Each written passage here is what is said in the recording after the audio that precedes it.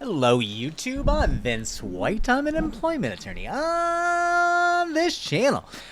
We answer publicly posted questions from YouTube users, getting folks the answers they need from an employment attorney. My hair looks like Jimmy Neutron right now. I don't know if that's a reference.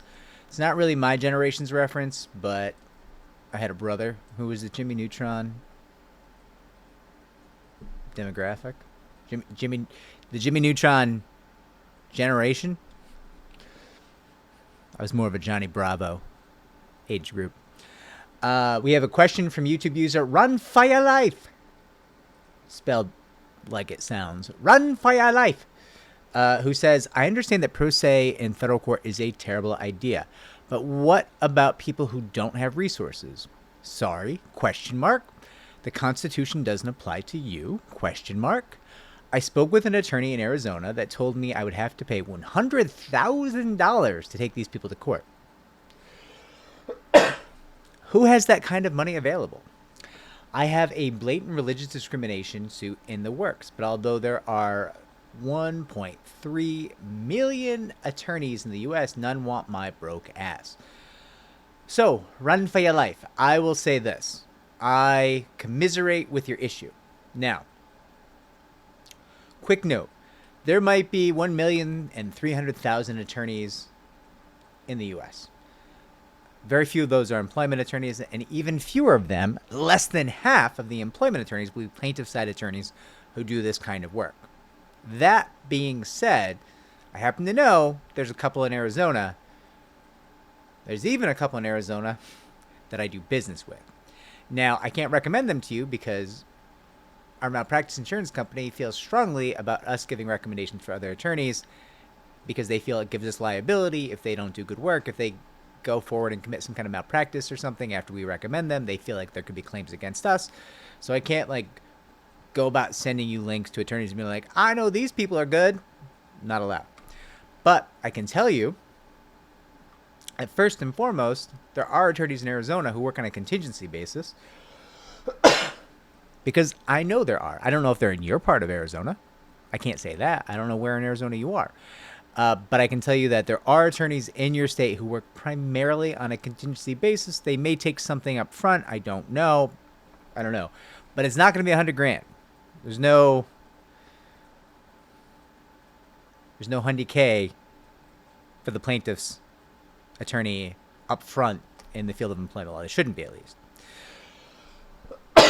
Now, let's talk. You've got a religious discrimination claim, and let's be frank. I don't know anything about it. Could be great, could be junk. Statistically speaking, no offense to you, I'm sure this is not true of you. I'm talking about hypothetically, if you were just a statistic. Most of the claims that call plaintiff side attorneys are trash, right? If 20 people hit the call center for our firm, probably one, maybe two people get past the call center and get on to the intake professionals. And then the intake professionals are going to, it's somewhat similar, also get 1 out of 20 of the people who speak with the intake staff onto the attorneys. Generally speaking, I think. Excuse me.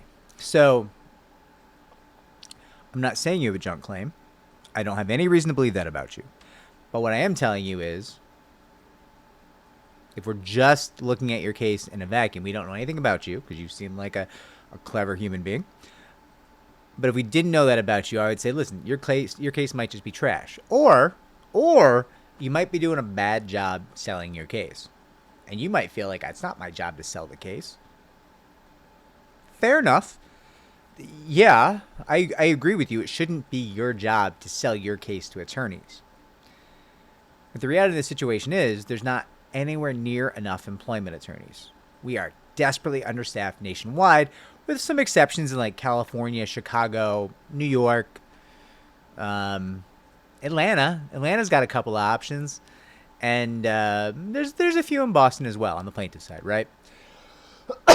Now, there's a bunch of other areas of the country that have an employment attorney or so, but they're not overstocked on employment attorneys, right? In New York, when I was coming up, we were duking it out for cases. Clients would call you up and be like, yo, I'll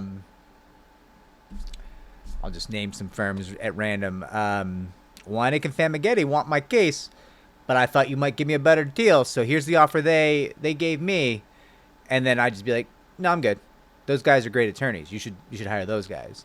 Or people call me up and be like, oh, Wigdor wants my case, or Bill Phillips wants my case. Derek Smith wants my case. And I'd be like, no, I'm not negotiating against other attorneys. Like, those are good attorneys. If you like working with them, you should hire them. But like, that's how many employment attorneys, like the level of competition that goes on in New York for employment attorneys, right? By contrast, if you're in, I don't know, Wyoming, to the best of my knowledge, you don't have too many options. There's no, Steve-O down by the feed store wants my case. Like, that's not going to happen. Like, you're not, I don't mean to call Wyoming rural, but that's my understanding of Wyoming. Sorry. And I love rural. I myself keep moving more rural as I get older. So, not making fun of it. Love it. I'm just saying, depending on where you are, determine how many employment attorneys are available to you. Now, if we assume you have an awesome case, and I do, because you seem like a clever human being, then the issue you're facing when you're calling a bunch of employment attorneys and they're not taking your cases, that you're not pitching the case correctly. And again, wish it wasn't your job. But it is, because there's not enough employment attorneys. And the employment attorneys who do exist are deeply flawed human beings who make a lot of money and help a lot of people, but let's face it, aren't the best human beings. And I count myself in that, right? I could be better. I could be so much better. My God, I am deeply and regrettably flawed. That being said, I think my firm helps people, right? So, if you've got a limited number of deeply flawed human beings that you need to get to listen to you, you need to pitch that case to their self-interest. Here's why my case is valuable. Here are the highlights of the evidence. Here are the things that make my case simple and low risk and high value. Now, we have an entire playlist on how to go about pitching your case to an employment attorney. It's called How to Find an Employment Attorney. And I think it's something that's really, really, really useful. I also think it annoys the hell out of my partners because it's designed to help you find employment attorneys who are not our firm. I guess that's not good business, but it feels right. Just feels good, right? Now, I don't know if it's going to help you or not. If it can't help you, it's possible you have no options for employment attorneys where you are, at least none that want to work on a contingency basis. Or it's possible your case might not be as good as you think it is. And I'm not saying that's the case. I have no reason to believe that, right? I'm just saying there's a lot of people who call me up and they're like, my case is worth millions. I'm like, yeah, no, your case is not worth $1. Like, your case is just a giant money pit that I could throw 6 figures down and make negative money. They'll tell me how stupid I am, right? And I'm like, oh, that's fine. I'm just one attorney. Call the other attorneys. I'm just telling you that I'm not taking the case, right? And again, I'm not saying that's you. But I'm saying it's either how you're pitching the case, the attorneys available to you, or the quality of the case. Those are the 3 things that you might be facing in terms of keeping you from finding the representation you want. Now, let's not sleep on the idea that you could go pro se. It's regrettable. It's unfortunate, but it's possible. If you have a solid state agency in the state you're in, and if I remember correctly, I believe Arizona does have a state agency, and they might have a hearing process, although I'm not allowed to tell you about it. Check with local counsel. But if you have a state agency with a hearing process where a judge or administrative law judge or an arbitrator might decide your case, that might be more streamlined for pro se litigants, right? If you can't obtain representation, you may want to skip federal court and go that path. You do lose the jury. You lose the jury, no doubt. And juries can be a magical thing that can help plaintiffs win big. However, federal court is the jungle. It is terrifying. It is complex and confusing. And even attorneys who are not used to it in our field, right? Employment attorneys who primarily practice in state court because they're in a state where it's great, where it's a great option. When they get in federal court, I'll routinely see them just miserable, confused, filled with angst and rage and concern and anxiety because they're not used to federal court.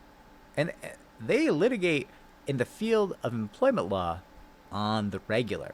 And they still find federal court confusing, frustrating, horrible, right? I don't. I think federal court's fantastic. I also spent most of my career dealing with cases in federal court, right? So that's, it's just repetitions, more repetitions. I'm not saying you can't be pro se in federal court. I am saying, as a non-attorney, coming to a court system where even attorneys who litigate in this field find it intimidating, you may want to choose another venue if it's available to you. That's something that if we were family at the dinner table, I would be like, listen, run for your life. My dearest cousin, run for your life, my cousin. I don't know if you should be filing pro se in federal court. Seems like a bad idea. And you'd be like, well, why don't you take my case, jackass? It's for family. And I don't take cases for family because that's a bad idea. You got to go find yourself an attorney. I'm that guy. I'm just, if we were family, I'd be like, listen, skip federal court. It's too much. If you have a state agency that's more accessible for you pro se, and you really truly can't find representation no matter how you pitch that case, well, you got paths forward still. There's options, right? Anyways, these are all supposed to provide you paths forward, not discouragement, right? I know there was some discouragement in here. I hope all of it took the form of sincere concern for you and the desire for your case to go forward. No, don't call me and say you want me to represent you for free. Not going to happen. We're generally going to be more expensive than local attorneys. So check your local attorneys if you're looking for a deal, right? But that being said, I do want you, I don't know why I'm shaking my head, no. I do sincerely want you to bring any valid case you might have forward. That's good for you. It's also good for society, right? You bringing your case, you joining the 4% of people who actually fight back at most. Probably less than 4%, but they say 4%. You being one of those people who fight back has tremendous value to society. Like, you're helping to change narratives. You're helping to shift the goalposts and be part of the worker, going to get a little grandiose here, the worker revolution, trying to shift power into the hands of people who do things, right, for a living. And that is incredibly important. So none of this is meant to discourage you. All this is meant to encourage, give you paths forward. I know a lot of what I said sucks and probably makes you a little pissed because, like, the idea that you have to pitch your case after you've been wronged feels dumb and wrong and like the system's letting you down. And it is. But also, there's not really a system. There's some agencies. Many of them are underfunded, and the EEOC is kind of a failed agency in many ways, right? That being said, there's attorneys to fill in the cracks, and those attorneys, they need to see a profit motive before they get involved. So give them the profit motive, and you'll find representation. Or, if you can't or don't want to, try to find a path where it's easier for you to represent yourself. All right? Anyways, like, subscribe, comment down below. Share the channel so it can grow. Take care, run for your life. I hope you have great success.